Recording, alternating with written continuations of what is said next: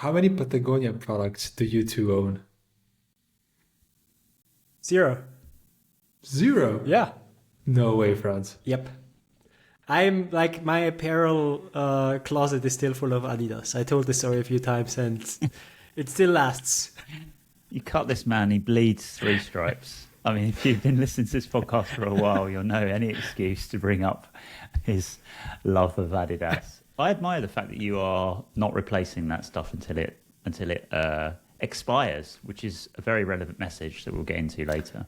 Exactly. I think Patagonia would be happy with your approach, Franz. Yeah, and I think they would even repair my stuff. They might.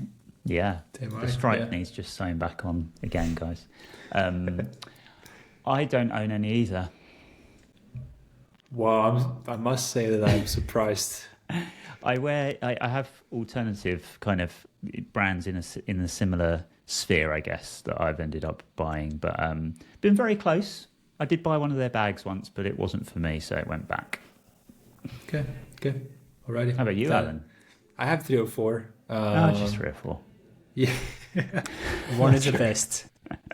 Sorry? One is a vest. Oh, actually, then it's 5. Yeah.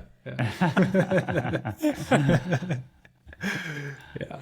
So, everyone, welcome to another Business Design Teardown, where we look into the darlings of the design community, companies and products that we designers love, to find out if they're only good in design aspect or if they're good in business aspect as well. My name is Alen, and I'm the founder of the DMBA. I'm Franz, and I'm the program director of the DMBA. And I'm Tom. I'm an independent product designer and design strategist, co-host of this podcast, but also host of the DMBA live events series, of which we have got one coming up very, very soon. We are. But actually tomorrow, if our publishing schedule has gone to plan. So we are hosting a free live event with the wonderful Maureen Herban on Wednesday, the 17th of April, 2024, 6 p.m. Central European Time, 12 Eastern. And that is all about presenting design work to stakeholders. Absolutely something that I think a lot of us constantly trying to get better at. How do we articulate the value of the work that we are doing? How do we connect design back to business outcomes? All that good stuff. And Maureen is just the perfect person to take us on that journey. So if that sounds like your cup of tea, absolutely should. Sign up to get your ticket at d.mba/webinars. I've got that right, haven't I? You have. I have. Good. You'll find the information about the event on there. There's a page all about it. Quick sign-up form, and we will send you all the details of how to join. And look forward to seeing plenty of you there. If you like any of the previous events we've done, you can watch those as well. The recordings are all there on that webinars page. But yes, back to today's episode. So we have chosen to tear down Patagonia, even though Franz and I don't own any of their stuff. We thought, how could we not? That's not true. You do own one Patagonia product, right? I own one Patagonia product. I'm I'm holding it up. Reveal this now. Come. Yeah. Join us. If you're watching YouTube, you see 3 lads holding 3 books into the camera, and these 3 books are called Let My People Go Surfing. The Education of a Reluctant Businessman, which is something I'm going to touch on shortly, which is a book by Yvon Chouinard. I think I've pronounced that well, which isn't usually my strong suit. All about his philosophies on business and building Patagonia, apparently, because I'm ashamed to say that I've had this book on my bookshelf for a while and still haven't actually fully read it. Whereas Alen has got notes in the margins highlighted all over it. So maybe you can give us a little rundown of it later on, Alen. I think the whole podcast will be some kind of a rundown of this book. Because, won't it? Alan and me, we have read it, and we do want to believe that we use some of the stuff, but let's not go into that. Let's get into that in a bit. So okay, I do own one Patagonia product. I stand corrected. Okay, so yes, why do we choose them? Like we say, been on our to-do list for a long time. It kind of felt like a bit too obvious. We're like, really, Patagonia?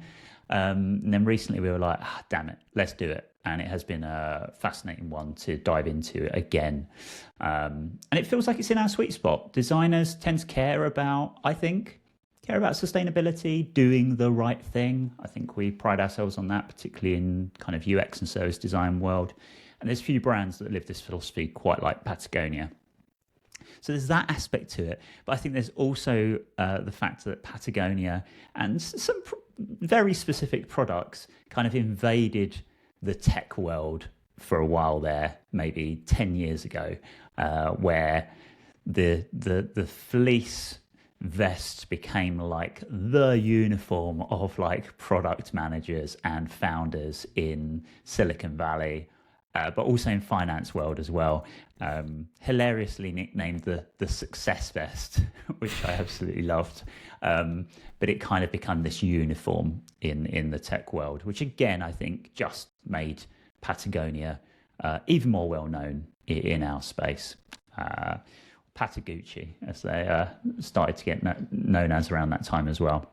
The even worse one is Fratagonia. Oh, Fratagonia, jeez. Honestly, that's it all problem. makes my skin crawl. It might be one of the reasons I haven't brought any Patagonia stuff.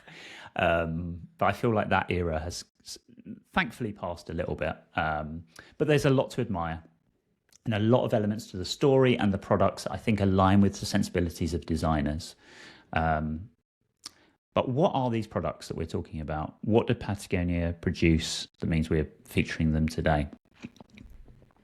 So, brief overview of their sort of current brand, their product range.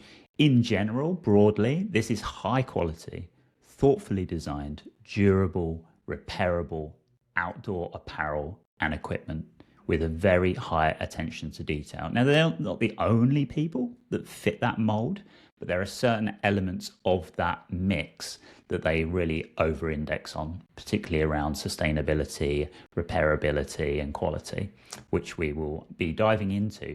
But a brief overview, when we're talking about apparel, we're talking about outdoor clothing like base layers, waterproofs, shells, all that good stuff to keep you dry and ideally at a good temperature when you're halfway up a mountain or going to get your flat white in San Jose. And then there's like sports specific gear, specialized stuff for climbing, skiing, snowboarding. So they do sort of niche down in certain areas and do like clothing and apparel that's specific to those people. And then there's the casual stuff, the tees, the fleeces, the hats. They're probably more appropriate to the majority of us. Maybe not Franz. Franz is up a mountain every weekend, so he probably would benefit from some of this. And then there's the gear.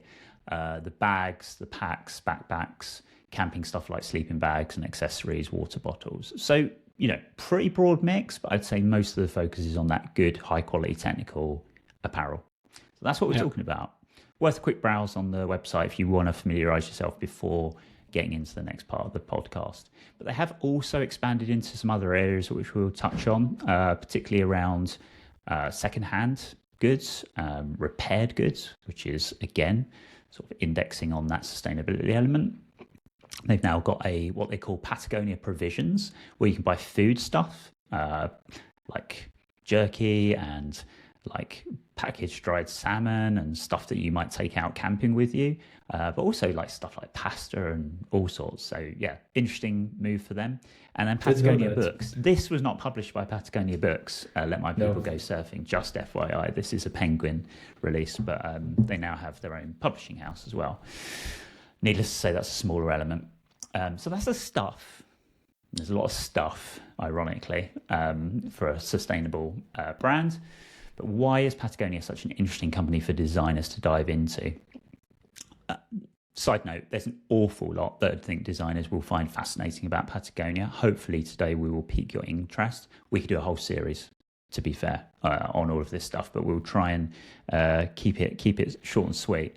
For me, the three reasons from doing all my research that designers, I think, and personally I admire Patagonia, are these. The first of those is their ability to use emotional design to connect with consumers. And big hat tip to Kelly Jones, who did a great article on LinkedIn all about how Patagonia managed this in so many elements of like connecting emotionally to us. And that's through things like their choice of imagery, very evocative photography, filmmaking, all about the great outdoors, about embracing the wild, but also about sustainability as well. And that element comes into like the storytelling piece as well, which is a real art form that they've absolutely nailed. It feels very authentic. This is actually mentioned in the book. So, like in one of the chapters called Marketing Philosophy, the founder talks about this being a very conscious decision. So, way back when they started, most of the companies in this space, the way they were presenting their product was, well, by presenting their products. So you would take a photo of a t-shirt, pullover, jacket, there would be no person wearing it. So it's just a photo of that product with a description, functional description. And what Patagonia revolutionized or created in this space was kind of the context. So they wouldn't just use an image of a product, but they would take an image of an emotional moment of a person that is outdoors wearing, obviously, a Patagonia product.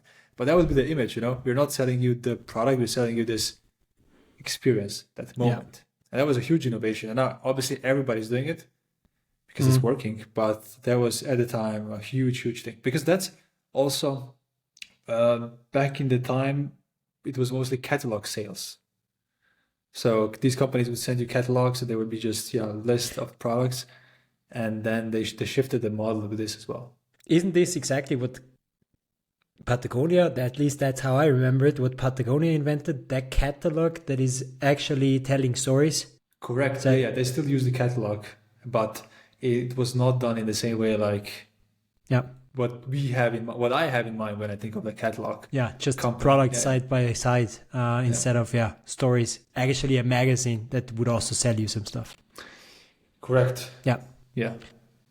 And this way of connecting storytelling to sales, let's be honest, this has become something that's become increasingly popular move, which we'll get into in a bit more detail. They're not the only people now doing this, particularly in the kind of high-end outdoor space. Yeah. But yeah, that emotional connection, they really managed to nail it and make it feel very authentic. Second thing I think is fascinating from a design perspective is this intentionally restrictive design philosophy.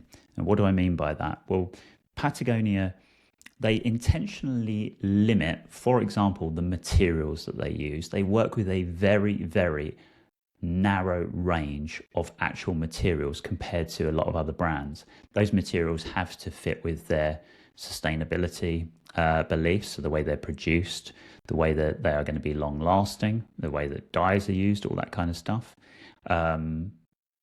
And it also allows them to have less waste in the process. So as a designer, knowing that, okay, I need to work with just this one particular type of material is such an interesting design constraint to start off with. It's not the only limitation they have, but there are other restrictive elements around like utilitarianism. So whatever we design, first and foremost, has to work very well. Fashion and look is kind of secondary. It needs to work extremely well. And if people like the aesthetic that comes alongside that, then great. But if it doesn't function, then it fails. So usefulness is higher priority than simplicity or minimalism or fashion. And those constraints are incredibly empowering for any designer. And I love the way that they absolutely stick to their guns on that. And that if you're a designer at Patagonia, you kind of live those and you understand that comes with the territory of designing for Patagonia. Because constraints for me are empowering. It really reminded me of this David Ogilvy quote. Give me the freedom of a tight brief. It makes you such a more effective person if you know what the limitations are you're working around. And really powerful thing for other designers to think about, like what limitations can I give myself to have super focus. Best innovation projects I ever had were the ones with the tightest defined constraints in the very beginning. was super weird for most of the teams.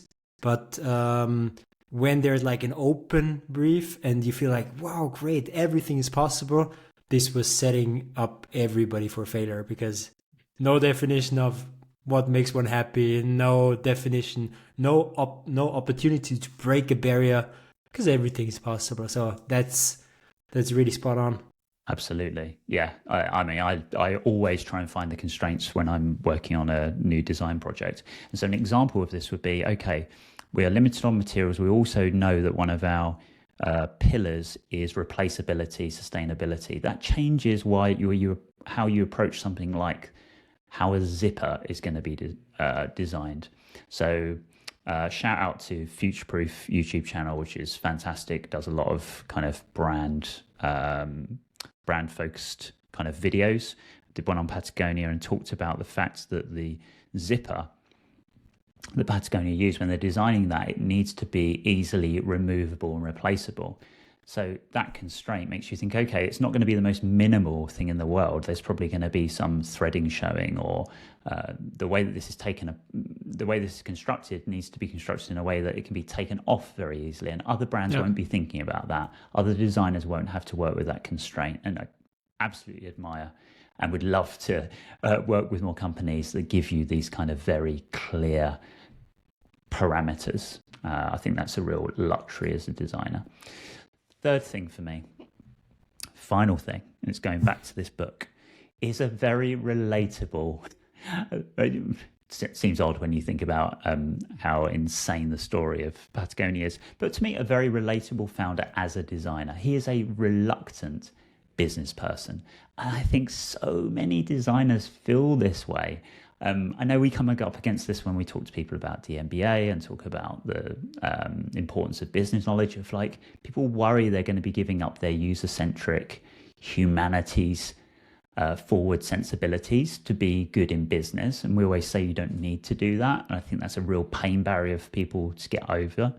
But Yvonne, he shows us that it can be done. I mean, the guy's built an absolutely enormous empire, doing good along the way. But he is reluctant in being referred to as a business person. He really pushes back on that, and he has tried to rewrite the rules of capitalism and how you can do business. And I think for a designer and as a design community where we have that reluctance, it's kind of a chap that shows you can maintain the sensibilities, the ethics, the beliefs you want, and be a great business person as well. And ultimately, saw this quote recently where he said, what he wants to influence is a new form of capitalism that doesn't end up with a few rich people and a bunch of poor people. And I think I certainly in my sphere of design, a lot of designers feel very uncomfortable about the capitalism elements. Have a look into what Yvonne is trying to do to change things, and you might feel inspired.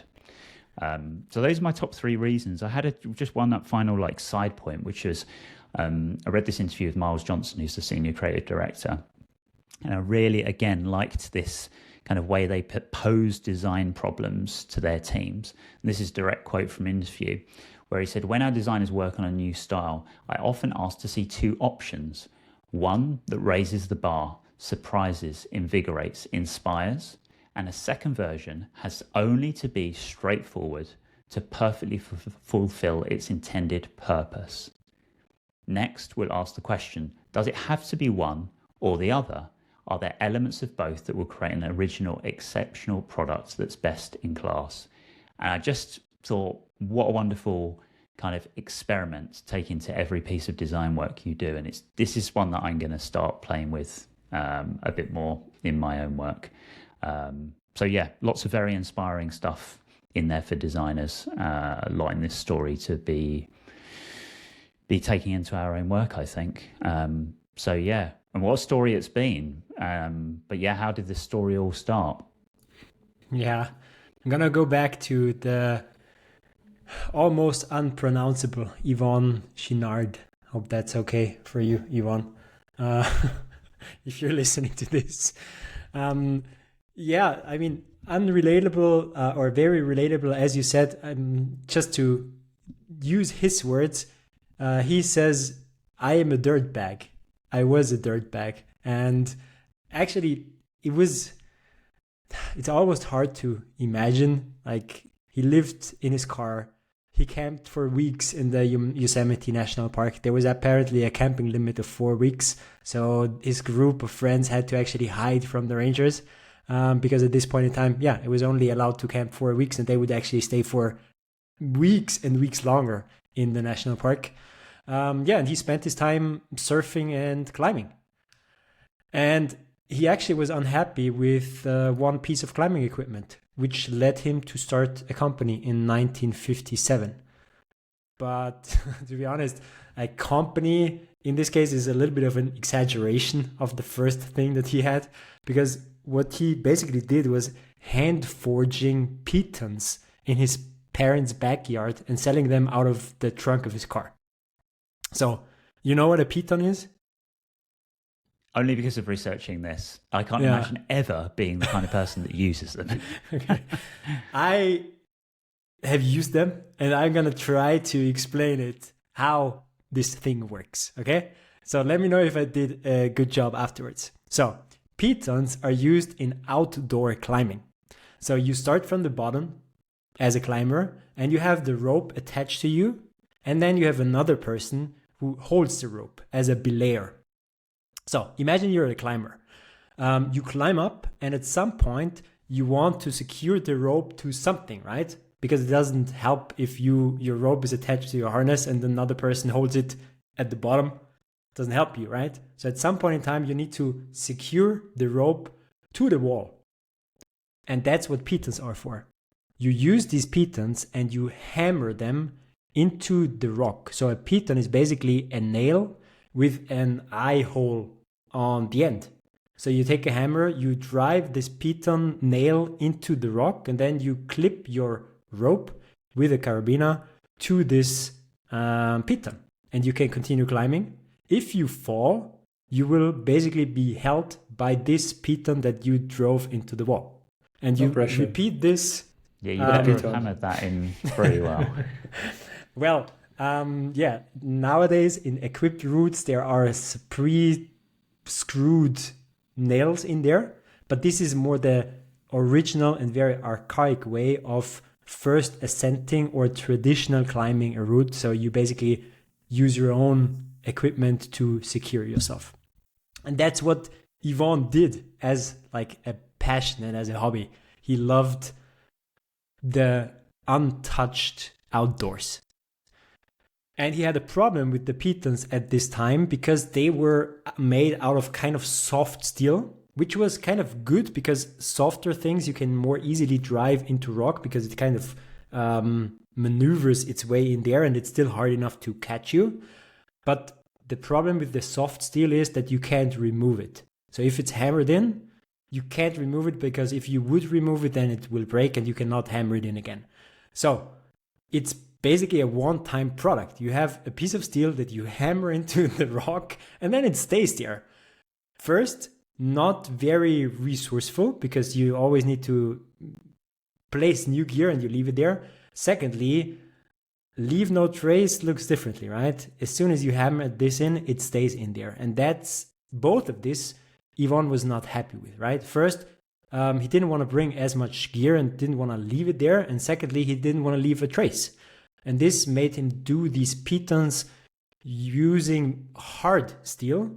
And these pitons people could remove after placing them. So if the second person followed the first one, this second person would just remove them from the from the rock, and they could be used again and again.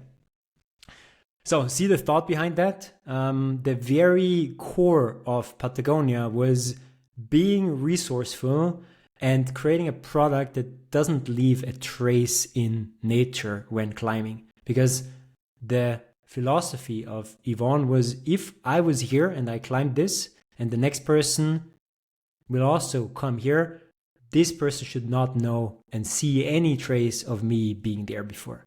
Because I want everybody to experience that. Apart from the hole that you made with the piton, right? Thanks for that, because that's the continuation of the story. Okay, so moving on. This now worked for 10 years. Everybody loved this. His climber friends bought these hand forged things, but in a way, this was like a makeshift operation. So in 1965, he partnered with his friend Tom Frost and actually founded the company Chenard Equipment. So they maintained the vision to solve real climbing problems, and they actually reinvented major climbing equipment. I didn't know that, but when this wasn't even for this research, but I once in a while I read articles of famous climbers where they share their philosophy of mountaineering, and there I read like a list of equipment that actually Chenard Equipment reinvented. For example, the ice axe. So the new sport, ice climbing, wouldn't be possible without Yvonne inventing this new tool. And that's, let's say, maybe the most illustrative example, but there is many more examples. And they didn't even stop reinventing when reinventing actually hit themselves. Because, as Alen said, after a while, Yvonne started disliking their own pitons because it wasn't actually leave no trace, because it did leave holes. So it didn't align with clean climbing, right? Clean climbing, right? That was the philosophy. Exactly.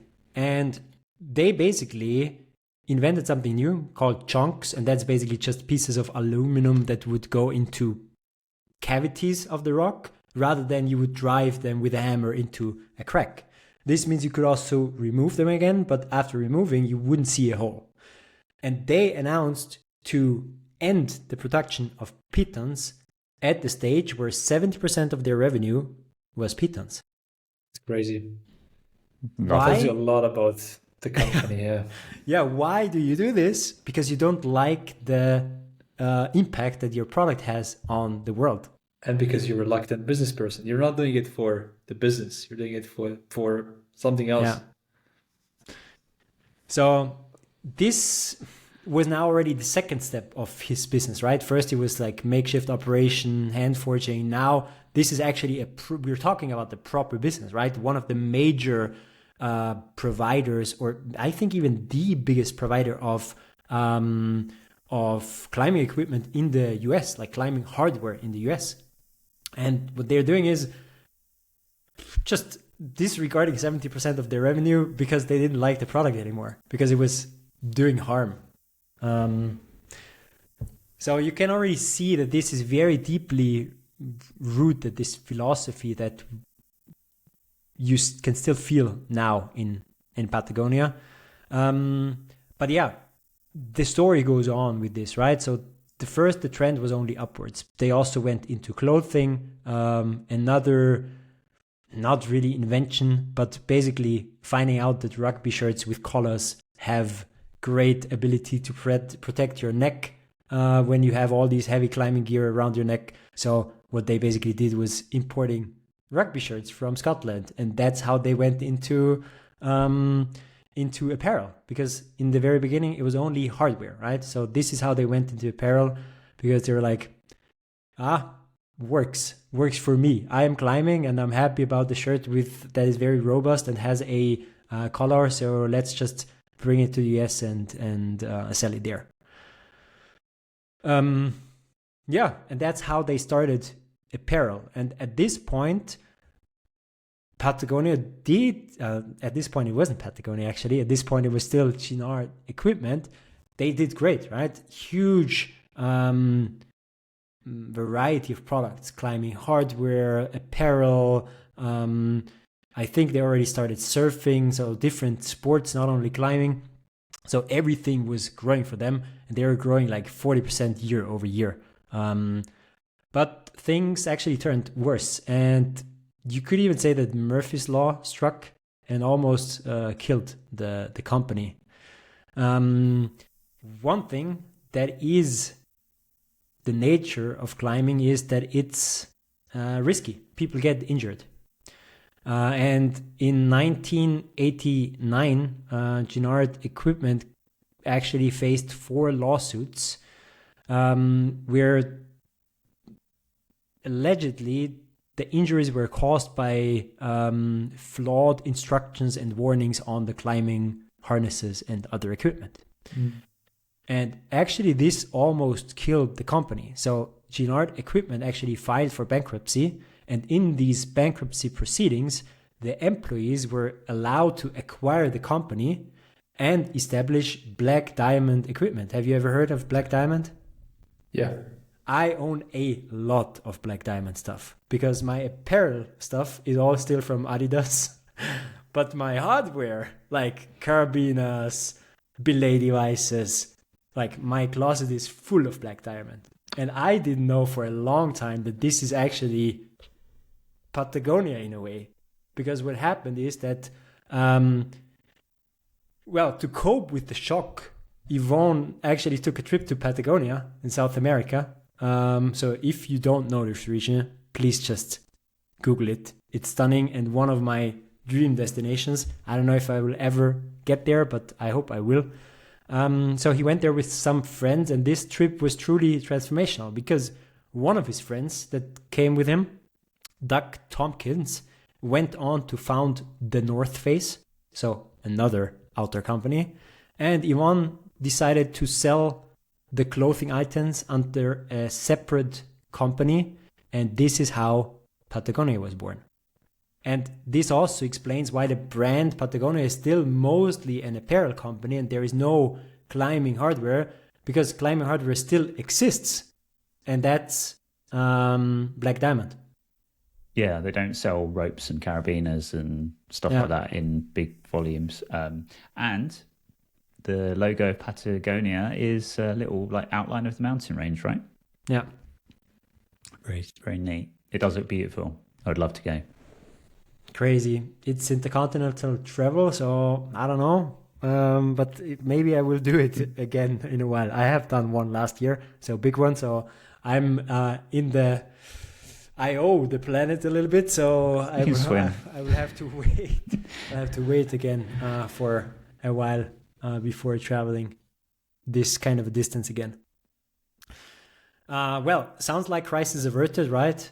Unfortunately not. Patagonia was still suffering from the lawsuits, and honestly also management wasn't really on top of things at this point in time. So it wasn't only reluctant businessmen, but that's also what they admit. Not great business practices at this point in time, like overburdening stock and not really tightly managing the operations. And in came 1991 recession in the US, really crimping their sales. Bank calling in loans to pay off the debts. They actually had to lay off 20% of the workforce, and that is still a shock for them. Like when you read the book of Yvonne and when you read the company story, laying off friends and friends of friends, and I know that like the company being stated as a family and we're all friends, that's not always like, I don't stand behind this philosophy or way of running a business, but apparently that was really the case when they started working together at this point in time. So that was not a great experience for them. Still apparently is like, this is one of their HR approaches is hire friends. Really? Yeah. At this size, it doesn't really work the same way anymore. But back then it was really like, if you know anyone, if you know a friend who is interested, just call them in, because they're more likely to be aligned mission-wise to what we're doing. Yeah.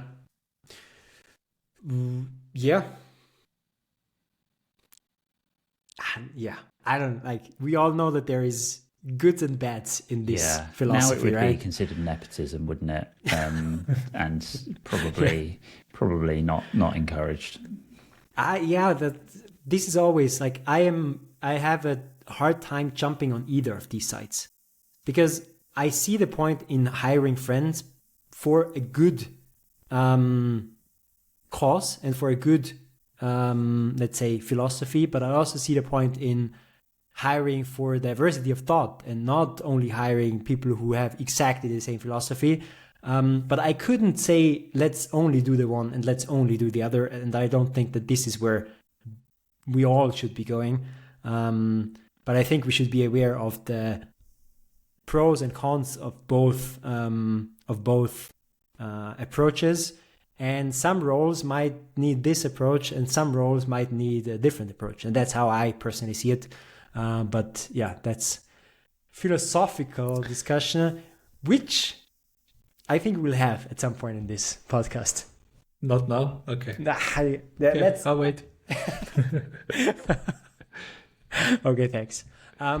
Well, so almost bankrupt again, right? And what are they doing again? Go to Patagonia. No joke.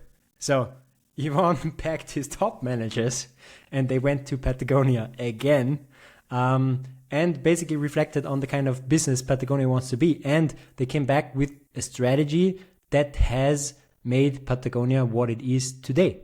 So the mission statement from 1991 is: build the best product, cause no unnecessary harm, and use business to inspire and implement solutions to the environmental crisis. Mission statement from 1991 upon returning or being in Patagonia. Yeah? And the rest is basically history. Patagonia grew into the company that Tom pictured for us in the very beginning, and has grown into a brand with one of the largest brand equities I think there is. If you know the brand and if you are learning about it, it's very hard to at least not only love it, a lot of people love it, but at least you will remember it and know what it stands for. Yeah, absolutely. That the equity that it has as a brand is just insane, isn't it? We are going to pick holes in the business for sure, and some of the decisions it makes around that mission. But on the surface, as far as the power of that brand and what it what it allows and what people make of it, yeah, it's extremely strong. Yeah, true. So what I usually do is think of this strategy playbook, right? What decisions have they actually taken beyond this history overview that we just discussed? What have they done in order to be successful, or maybe what have they also done to that wasn't making them successful? And here it's easy, right? I mean, strategy is simple. As soon as you get into trouble, pack up your things and go to Patagonia. Somehow magically you come back and everything works out. Yeah, apparently that's Alen, where are you going to take everyone for DMBA? We do reflections. On sites. Yeah. But not when it doesn't necessarily mean things are going pear-shaped. But you need to think of your destination. If you see the DMBA team traveling to Patagonia, it's something's off. So we call them on-sites because we are a remote company. So when we meet twice a year and this is what we do, then we do it on-site. But that's more in the middle of where people live rather than on the other side of the You're all fortunate that you live in beautiful bits of Europe and the world. Yeah, a little more people than in Patagonia, but that's okay. I can cope with them at most times. Yeah. And now let's go to the serious strategy playbook. Yeah, exactly.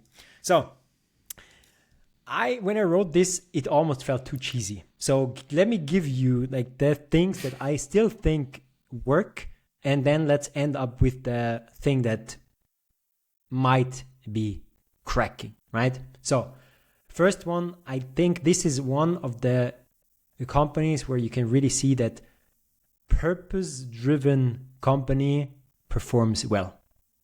So these three things were so deeply ingrained: building the best product, causing no unnecessary harm, and using business to inspire and implement solutions to the environmental crisis. This was so deeply ingrained and also practiced when you do more research, that I think that if you have such a strong purpose, it makes your company work better. And they also showed that this was not a one-off, let's write this down and that's it. But there is updates, right? In 2080, where they're saying we're in business to save our home planet. So this kind of a strong mission that is not, and we'll talk about this later, not only greenwashing, I think is something that can make a company successful, because it leads towards being able to be guided by philosophy instead of rules. So all of a sudden you have a company that works kind of based on a deeper why and a deeper philosophy, and you don't need to have as clear rules because it's more, it's a deeper thing that guides actions.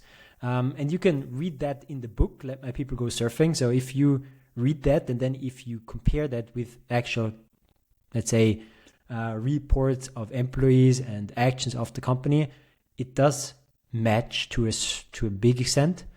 And it also shows by a position they have, which is called Director of Philosophy. Vincent Stanley. He is with the company since 1973 and he is Director of Philosophy.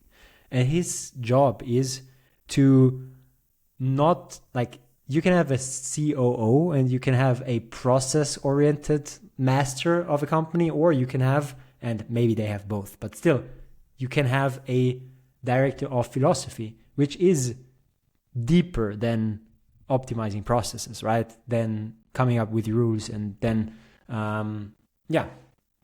knowing how to do things right from a process perspective. Yeah, I've watched a few interviews with included him. Interesting chat. Love the fact that they have him and have had him for such a long time. Like, what is his job? Is his job to make sure that nothing changes? I think he's just having a big think most days. Yeah, like no, but in a way, I think it is his job to make sure that he protects the initial philosophy. So I'm being a little bit of chicken tongue, like saying, okay, his job is to make sure nothing changes, but it is in a way. I think you can describe it as making sure that the core thing doesn't change. Yeah. The purpose. But then I think you can also argue that his job could be to be the forward thinker of how this protected purpose is applied to new challenges from a philosophical perspective, right? So I think this is the interesting part, because you have a purpose and the philosophy, but then in come, I don't know, a new climate problem, a new society problem, a new forever chemical that you're actually using as a outdoor company, and then you kind of need to decide how this purpose is now applied to new challenges. And I doubt that he's in every decision, obviously, but I think there is a certain level where this needs discussion, right? So when you are a company, you need to discuss how does your identity and what you want to protect apply to the new world that has definitely changed since you took a decision to write down your fundamental principles.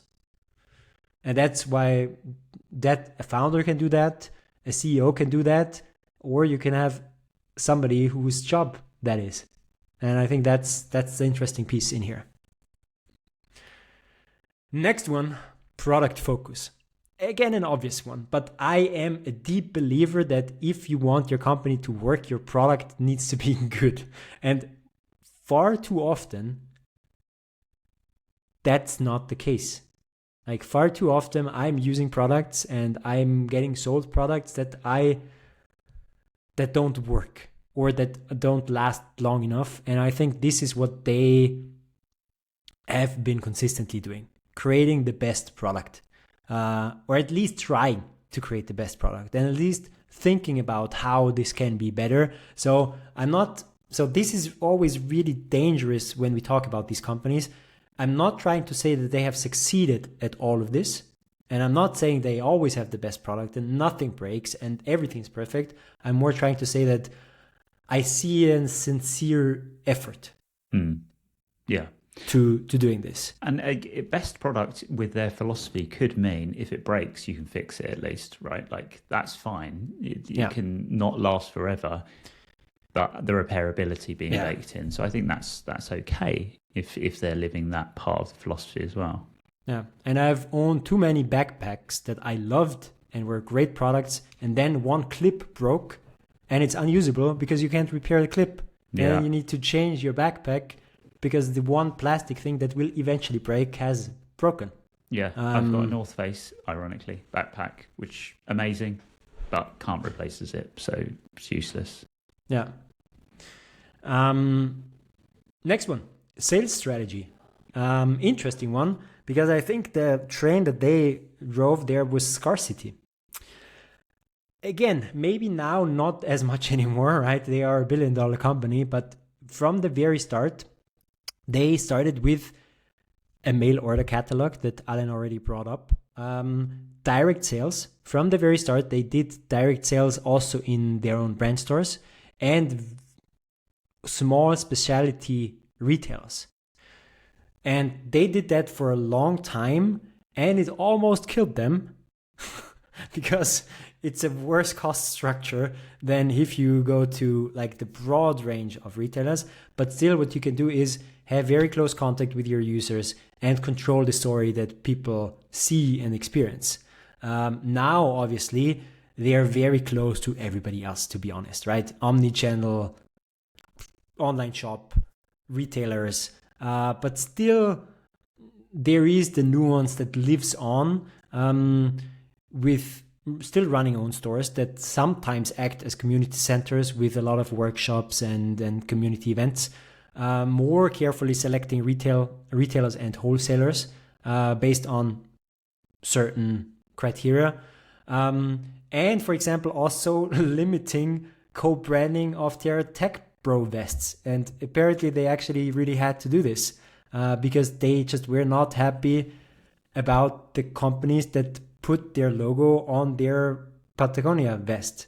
And they started to rate them and prohibit companies that are not aligned with their values to put their logo on their vest, which was a reaction to everybody in finance and everybody in tech using this to maybe even greenwash themselves. And so that also plays into scarcity, right? You're saying, well, nope, you cannot buy this. Sorry, Tom, I cut you off. I was going to say, so many of these finance companies invest in or take funding from like fossil fuels companies and companies with poor labor laws and stuff. So yeah, they absolutely doubled down on that angle. But they were inundated, weren't they? When it became a real fashion item, they were getting hundreds of requests a day for this co-branding stuff. So I think regardless of the fact that ethically they went down the route of saying no, they just couldn't keep up with the demand either. So it was a problem they needed to fix. True. Last strategic decision, marketing strategy. The way they do marketing is very special because they basically only do two kinds of marketing, which is either activism or education. So activism is for them a very big part of marketing. You could also say they do activism for the sake of activism, which is definitely also true, but their activism is marketing. For example, when the US government announced a plan to cut back protected areas and open them for mining and development, Patagonia actually sued the government and highly invested in lobbying and organized protests. And obviously this is great marketing, but you can get marketing cheaper, right? So you don't have to hire a gang of lawyers to sue the US government. You can also, buy an ad that says don't do that, right? So it is definitely marketing, but it is activism. They do something that is moving something, or at least attempts to do it because the bill still went through. In this case, at least. Education is the next one. So whenever a lot of their ads are actually educating ads. For example, their Black Friday ad, where they said, don't buy this jacket on top, and in the bottom, it taught users the environmental impact of this jacket. And now is where we need to have the philosophical discussion, because this is also where it cracks, right?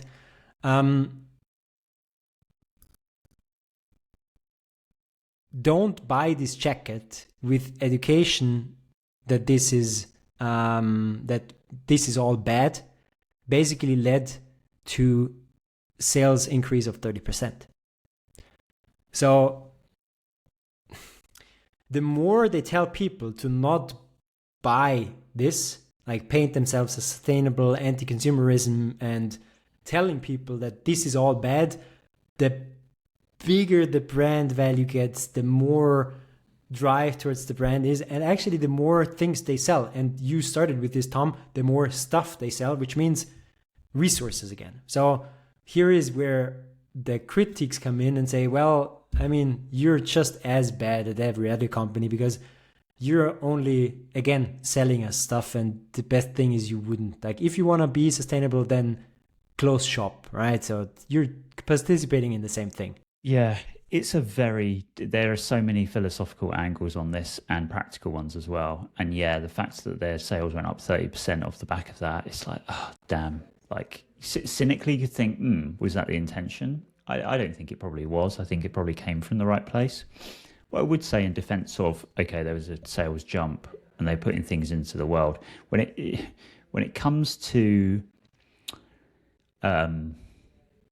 sustainability, there's a fair body of evidence that product longevity trumps so many like eco initiatives. And Bellroy have got really interesting like blog posts around this, and they have one specifically about Patagonia's ways of doing that. Like, okay, there was a boost in people buying jackets that probably needed a jacket, that bought them on that Black Friday.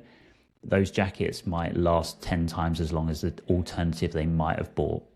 So, you know, it's so hard to quantify because we can't kind of track all of these different elements together. But I think if you're putting a product in the world that genuinely can last many, many, many, many times longer than something else, then that is a net good. But ultimately, we don't know.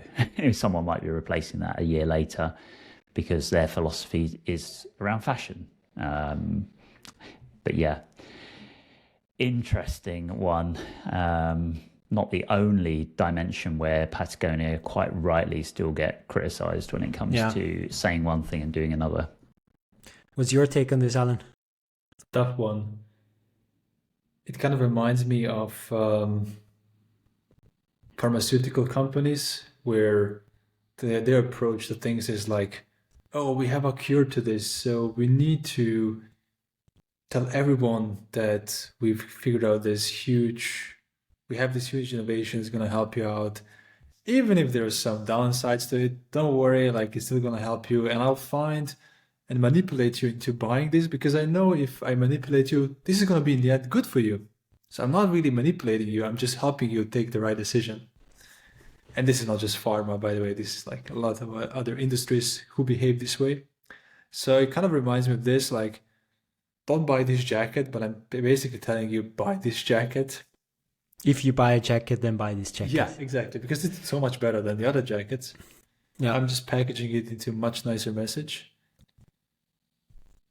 But at the same time, because I know so much about this company, I feel uneasy putting them in the same bucket with these other. So I don't know. I'm torn, and I feel like I don't have a good opinion on this. But for some reason, I wouldn't fully criticize them because I think that every company is in business and needs to sell stuff, needs to sell something, otherwise it won't survive, needs to offer something, otherwise it won't be able to afford salaries and everything else. So it's just like, where's the line?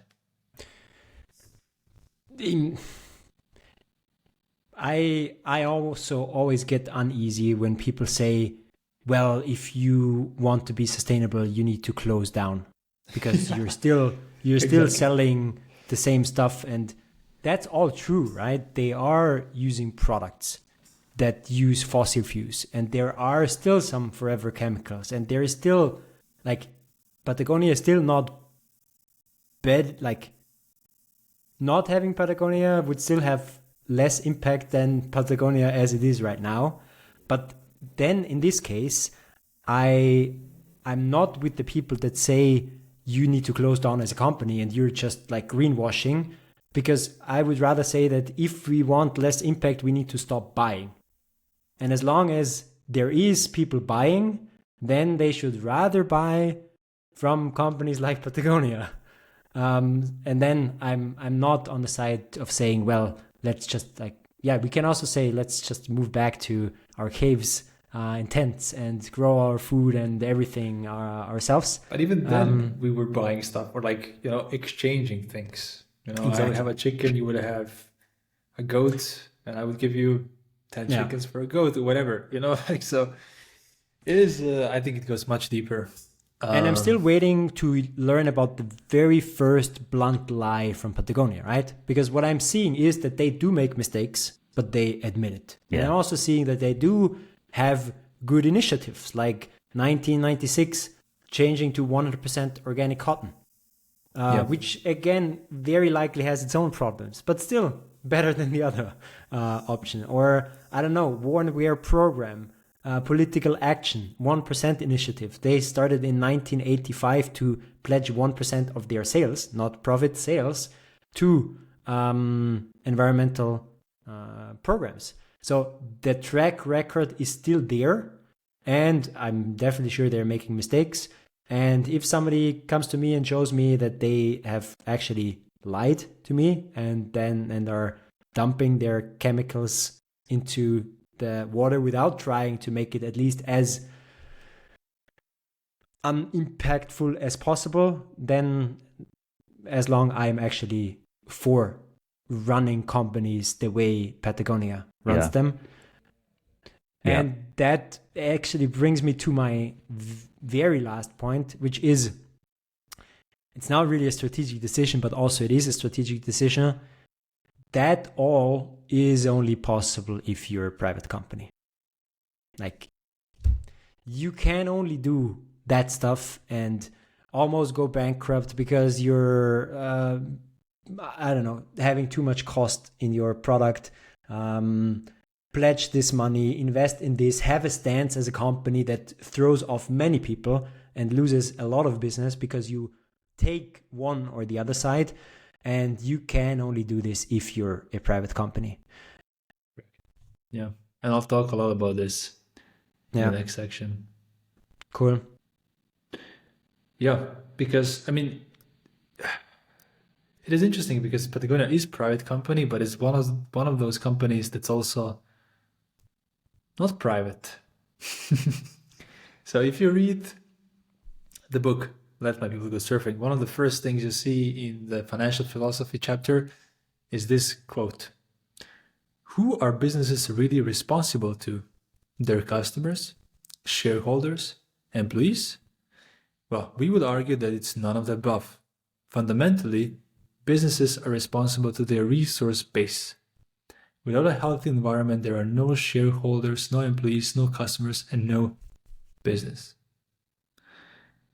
Drastically different mission statement to almost any other company out there. So you have companies who are being seen as very progressive because they put their employees as the main stakeholder, because they put their customers as their main stakeholder. But Patagonia goes even a step further with Earth is our main stakeholder. So in a way, it's a private company, but it almost behaves like a non-profit, which actually now partially is, but I'll come to this. And as you said, Franz, earlier, so Patagonia says that they're a product-driven company. And you might say, you listener, is like, yeah, but are not all companies product-driven or service-driven companies? Everybody's selling something. But the way to think about it is that public companies, their biggest product is the company itself. So the CEO of a public company has more interest in raising the price of the company than improving the product itself, because their incentives, their salary, if they will keep the job or not, is more tied to the share price, which is the worth or the value of the company. And so this is actually a pretty interesting distinction. So Patagonia being a product-driven company and not being a public company, which is more like a company that is just trying to sell itself in a way. So that's really important for their financials, because that really plays out into how they behave and how they do their business. By the way, I don't have that many numbers this time, because company is private, so there isn't a lot of things available. I do have a few numbers later, but I do want to share a little bit more about their financial philosophy, which I think is the most interesting bit here. So as we've seen, Patagonia's mission says nothing about the profit. Well, almost no company puts the profit in their mission, despite that actually being their mission, because they're public companies. But yeah, what the Chouinard family says is that they basically consider their bottom line, which is another word for profit. So they consider bottom line to be the amount of good that the business or the company accomplishes over the year. That's how they look at the profit. But at the same time, they know they have to stay and be profitable in order to accomplish all of their goals. But at the same time, because they want to be seen as an example of how you can run a company differently, they know the respect they're looking for can only be received if they're profitable. Because no other company will look at them and try to copy and mimic and try to become more responsible and more ethical if they don't see that Patagonia, who is the most progressive one, or one of the most progressive ones in this space, that it's not having success. So there's a lot of burden on Patagonia to do good, but also be a good business, because that is the best story we can tell. The best story we can tell for this business ecosystem and for what kind of companies we should be building. But how does the company do it? So there are three things I want to talk about. One is the natural growth. The second one is no debt. And the third one is staying private. And I think, Franz, you talked a little bit about staying private. But the reason this is so important is because, there is no pressure from the outside world, which means you don't have any investors that you need to report to. You don't have any stockholders who are daily being able to sell your stock or buy it and trade it, which creates a lot of pressure on the company, which means you can think and you can invest long term. You can take certain unpopular decisions, even if there's some backlash. It's a family business, it's a private business. Actually, it's not a business anymore, it's a non-profit, but I'll get to this. But it just has a different, you running a company, you can have a different lens. You can take different decisions. You can try unconventional things. And one of those things, so even if they're private, additional thing that they do is that they try to have no debt. That's very, very drastic, because most companies, even very, very successful ones, have debt, because in certain ways it's cheaper to have debt than to finance with your own cash. That's a completely different discussion that we shouldn't be having now. Yeah. But how does that help you reduce your taxes? Exactly. But let's just say that sometimes taking a debt is cheaper for a company than paying with the cash they have in a bank. But the reason Chouinard family has decided to have no debt is exactly for this whole reason, is because once you have creditors, once you have banks, once you have also investors, there's the pressure that comes with this debt, and you want to be self-reliant. You want to be free from that pressure to take unpopular decisions. So, and I really love these two examples, so staying private and no debt, as an example of how all of this is reinforced together. Strategy is not just like, oh, Patagonia creates the best products. Oh, or they have great marketing. Like all of these things, even financial decisions of how the companies run, work together to enable this. And that's for me the big lesson, like in all of our teardowns, is like if you look at any singular individual decision, strategic one, it seems like, yeah, that's easy. I can do this. But it's not easy because there's so many interconnected decisions. And as soon as you are a VC-backed startup, there's a whole lot of things you cannot do because of the decision. Or vice versa. As soon as you're private and bootstrapped, there's a whole lot of things you cannot do versus the VC-backed startups. And the last thing that is really interesting in the financial philosophy for Patagonia, and you touched upon this, Franz, with, you call it scarcity. They call it natural growth. And what this means is that they are not artificially trying to create demand, apart from the Black Friday ad that they put out and activism. Yeah, so there is this fine line and silver lining there. But so they call it natural growth, which means they don't have these very aggressive, ambitious goals. Oh, we need to grow by 20% this year. So they more rely on the customers to tell them when to grow. So what they say is that, and I'm quoting now, when our customers tell us that they're frustrated by not being able to buy our product because of constant out of stock situation, then we make more.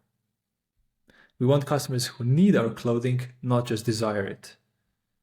It's a very beautiful line. It reads very well, but it's a really also interesting way to think about the growth. It's growth goals, right? Yeah. I mean, that's the huge. A lot of us have experienced that when working in companies, that in 1 year, everything is perfect, right? You're growing, everything is good, you meet your goals, everybody's happy. In the next year, it's like everything is bad because we haven't reached our growth goal. But we have actually done very good work in both of these years. Yeah. So, and the only one who is unhappy is the person who wanted the growth in the first place, is paid by reaching the goal or not reaching the goal, because the company is healthy in any case. If you get the 8% growth or the 6 or the 4 or the 12, the company is going to live. There's an argument to be made that if you're not growing at a pace of inflation, that you're actually declining. But yeah, in general, I do think that sometimes those growth goals are just overblown, and the whole morale in the team is low just because you're not reaching certain arbitrary goals. Yeah. And if your growth goal needs to be met because you need the funds in order to invest in the next cool thing, obviously your company can die if you don't reach this growth goal. Right. But in what I'm more referring to is these cases where we feel like the growth goals are for the sake of it. Yeah. And I guess many of us and also listeners have been in companies where we feel like, I don't know, I don't see the point in this exact growth goal, because if we reach it or not, we're all going to be fine, but still something seems to be off. Right. Yeah. So this is all well and nice, but we still want to see some numbers, right, Tom? Yes. Love a number. I imagine they'd be quite big. So the financials that we have is that Patagonia is doing roughly 1 billion in revenue with 10% profit margin. So that's 100 million in profit. So pretty healthy, pretty big. But how does it stack against some of the other companies in this same space? So I was trying to have a look at the two other basically direct competitors who are publicly traded. So one of them is called Columbia Sportswear. I'm sure both of you are familiar with it. So we're going to play a little bit of the guessing game. So the question is just, which company is more valuable? Is it Patagonia or Columbia Sportswear? I'm going to say Columbia just because I think it's probably more broad, slightly cheaper as well. I think. Yeah, I would love to say. No, I also think it's Colombia. Yeah, and you're both right. So Yvonne basically shared that he thinks Patagonia is worth around 3 billion, and if that's true, then Colombia with 4.5 billion dollars in value is worth more. But then we have a slightly more, interesting and complicated one, because there is a holding company called VFC who owns North Face, Timberland, Supreme, and some other brands, and they're also publicly traded. In this case, what do you think? Which one is bigger, Patagonia or the corporation owning a lot of different brands in the same space? I think surely it's the latter. I also think so. Yeah, it is, but I was just surprised by how little. So it's 3 billion of Patagonia versus 5 billion of VFC, the market cap, which includes their biggest competitor, North Face, Timberland, and some other smaller ones. So that was surprising to me, but maybe this is also not true, because Patagonia could easily be worth more, because as we said before, it doesn't have any debt. It has a lot of cash in the cash reserves, and that's usually the things investors value. But yeah, Patagonia is not for sale because it's not a private company anymore in a way. It's basically a non-profit. So a couple of years ago, the founder, Yvonne, decided to give the company to a non-profit. So the way it works is the family still owns the voting stock. So basically they own 2% of the company, but they own all the voting stocks, which means they can take all decisions within the company. But the nonprofit owns 98% of the company, but has no voting rights. What that means is I basically make all decisions about this company, and if there's any profit and if there's any value left, the nonprofit gets basically all the value at the end of the year. And this means that, yeah, I think it's a really interesting case of how to construct a privately held company where you do want to disincentivize yourself from creating maybe certain or taking certain decisions that could be too, I don't know, exploitative, because you don't benefit directly from them. You are just basically putting in this bucket, you're putting in this organization, you're putting the money into a nonprofit, which then hopefully can use this money to do good for, as Patagonia says, the resource base of the company, which in this case, and yeah, in all cases, is our Earth, basically. Yeah. So I think that's basically the kind of how it all ties together. So it started as a private company. It took a lot of different decisions. Some of them, it was like a progression, even in the company. So first they created 1 pitons, then they realized that it has an issue. And I think they went from like this product level innovation in terms of how to do good for the world, all the way to how to structure the company differently in order to even prevent themselves from doing bad directly. Yeah. And one thing that I now find actually interesting, and one can also now hold for Patagonia, is their profit margins. So I don't have this anymore. But do you remember Lululemon? Their profit margin? Sales. I can have a look. Lululemon.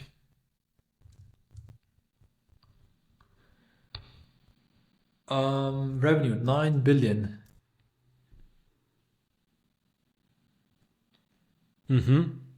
And we don't have gross profit margins, right? For gross profit margin Q3 of 2023. No, for Patagonia. Patagonia, no. Okay. But you said 10% net profit margin for, and Lululemon has? Let me see. So what is that? Still not there. Net profit margin 21% net profit margin of Lululemon. Okay. It's 21. So usually we praise high profit margins, right? Yeah.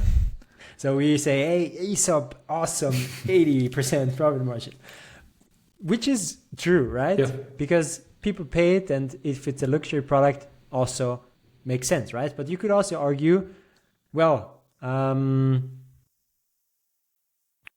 dear company, what are you doing with your money? Couldn't you spend it more wisely? Especially I'm now talking about net profit margin, not gross profit margin, right? So the net profit margin is the one that actually is the profit of the company.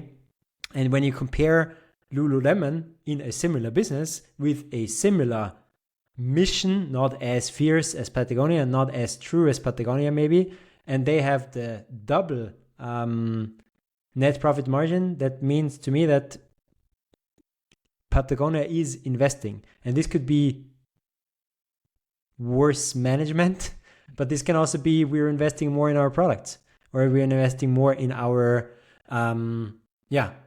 social or environmental activism. I didn't do research into that, but for me it was just interesting as a data point, that because if I saw now that Lululemon had 20% net profit margin and Patagonia had 30%, then I would have been, there's a crack in this story, right? You're still earning a shitload of money. But now I see that actually also this net profit margin is lower. So it just supports the story. But in a way, I think this is also wrong. Like, why would we, like, if Patagonia was more profitable than Lululemon, why would be people like, oh, I don't trust you anymore? I mean, if it's even more profitable, it can do even more. It can invest even more into these activist things. So I personally wouldn't hold it against them. I would be even more impressed. That depends on where this exactly where but this cost comes in, right? We won't know because it's private. Yeah. Exactly. Is this cost going towards the net margin, or is this cost actually then after the profit? Maybe. But this is now a little bit nerding what we're doing. But I think I know the reason why Lululemon is more profitable than Patagonia. It's because of all of those trips to Patagonia every time they need to figure out something. A lot of people to take out there now. Also, I think if the philosophy is to have products that last longer, more of them in the world, like it's a luxury to be able to afford Patagonia, or to be honest, most brands that make things that last a long time. So I think that would be at odds with that mission to suddenly raise like the profit margin, because that would mean you are probably charging more than you need to, and let's try and make it as affordable as you can for as many people to be able to have those products that can last a long time, because the majority of people can't afford that, which is where they end up gravitating towards fast fashion. That's why 3 out of 5 of my Patagonia products are caps, not expensive. Yeah. But good thought here. Yeah. I agree. So I think now that we learned all this about the company, it's time to go into our last bit, which is how do we feel about this company? Buy, hold, sell. As always, not an investment advice, especially here because you cannot buy stocks and trade stocks of Patagonia. But this is just more about our feeling towards the future outlook of this company. So is it more positive? Is it more neutral or more negative? Maybe we'll start with you, Franz. Here I have big trouble looking at this from a rational point of view, to be honest. Because, I don't own any Patagonia products, but I do admire how these companies run. So this is why I just like it and the way they practice business. So that's why I want to say, of course, I want to invest, because you should give money where you think the money is used wisely. And looking at this from a purely financial perspective, now that we have learned there is 10% gross profit, net profit margin, it's not the best dividend business that you can buy. So that wouldn't speak for buying. Also growth potential. I just compared it also with some other brand in the outdoor space that I know.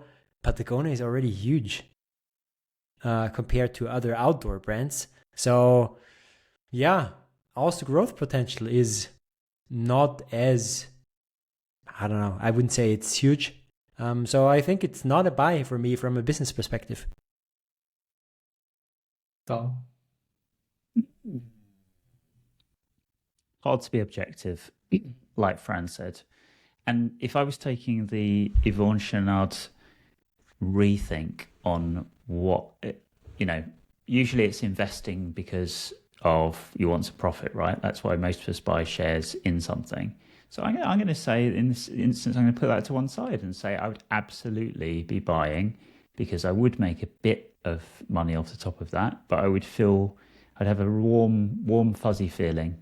I'm supporting a company that is trying to create a better world, but also set a better example. So my dividends would come in a different form, and I think Yvonne would probably align with that.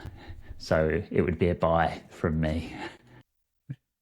Yeah, I think I will also put that part of my investment money into it, that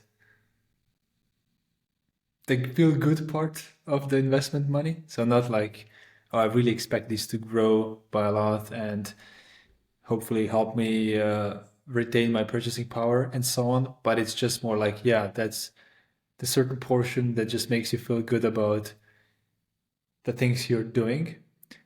In a funny way, I do think this would be a great investment. So buying Patagonia, and that's why the company is getting so many offers from the private equity companies, because all of them see a huge potential in optimizing this machine, or in brackets, exploiting this brand,